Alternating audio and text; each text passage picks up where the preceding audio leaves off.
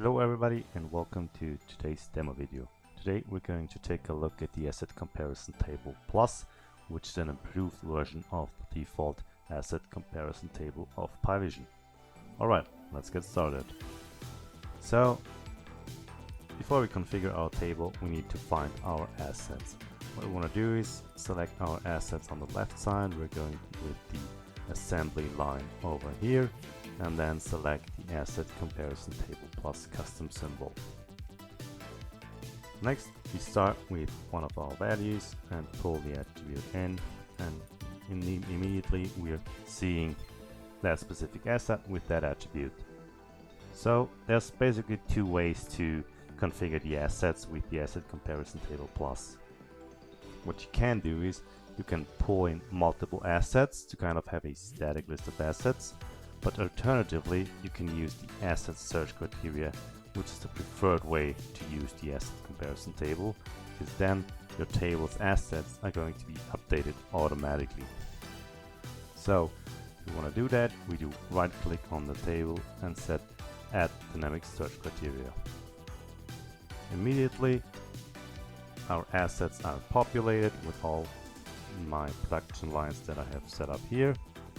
And I can configure the search criteria. I could do search all descendants and increase the number here, so we get more data. And now we have all our assets with our attribute. Similar to the default table, I can add multiple attributes to be shown inside the table.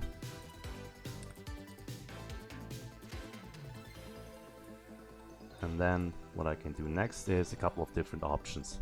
So first of all, the general table settings. So I can do either a read-only mode or I can do edit mode. Inside edit mode, essentially I am able to modify the table attribute data. I can change the cell values, hit the save button, and will apply those data points to the Py system. But for now we're going with the read-only mode, and the second option we have is the table orientation. So we could either do vertical orientation, where my assets are set up as the rows, or I can do horizontal orientation, where my assets are set up as columns, like this, kind of a transposed like view. For now, however, for this example, we're going with the vertical mode. There's a couple different options with regards to how I can set up my columns. We're going with fit table width for now.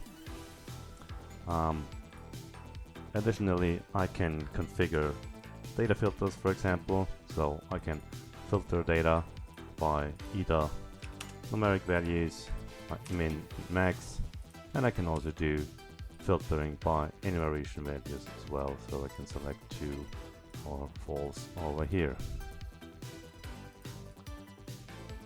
Next up, we have the option to display my asset hierarchy as a tree-like structure, especially if you have nested child assets or child elements. You can enable the tree over here, and now it will automatically populate your data with a tree-like structure. And what I can do here is I can expand and collapse individual items, and then more or less drill down to my child assets and child event frames, or assets rather. Additionally, we have the option to group the data, so I can do enable grouping and then set by a specific attribute. For example, I can do by this attribute, and then it's grouping my assets by that active attribute, which is a boolean flag, so you can see true and false over there. I can expand and collapse that table, show the counts and whatnot. Additionally, I can do column and row calculations. So I can go to the totals calculation section here and enable the total calculation. For now we are doing the average. I can do the same for row as well. So now what we have is a column calculation over here, as well as the average calculation for the entire row. And now if I wanted to have a grand average for the rows and the columns, I can enable the grand total, and in this cell here we will be seeing like the column as well as the row average value for my data. Of course, I can add other calculations like the sum, min, and max to my table as well, and I'm free to change that.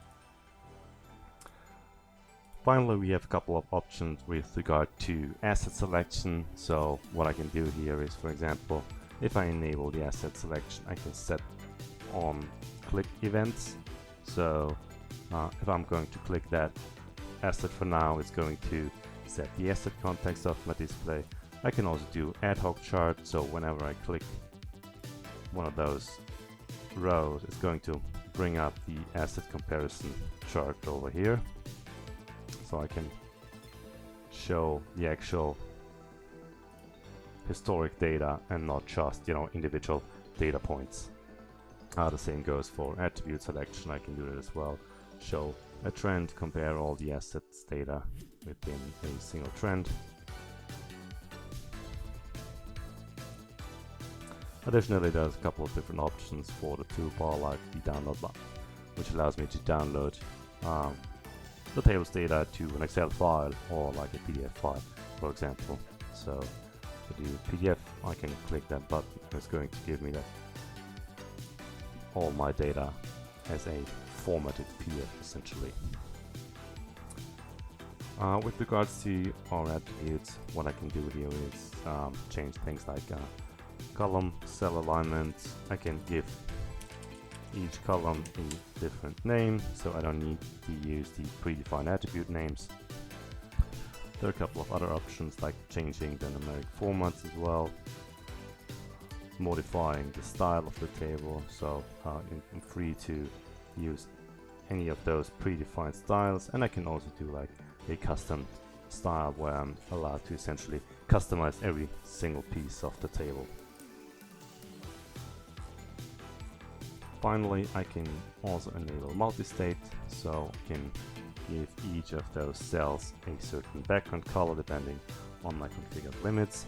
That works with either the background color, the text color, and I can also show these progress bars over here.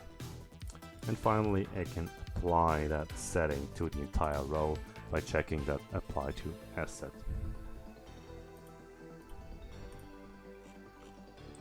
Alright, that was it. Thanks a lot for watching.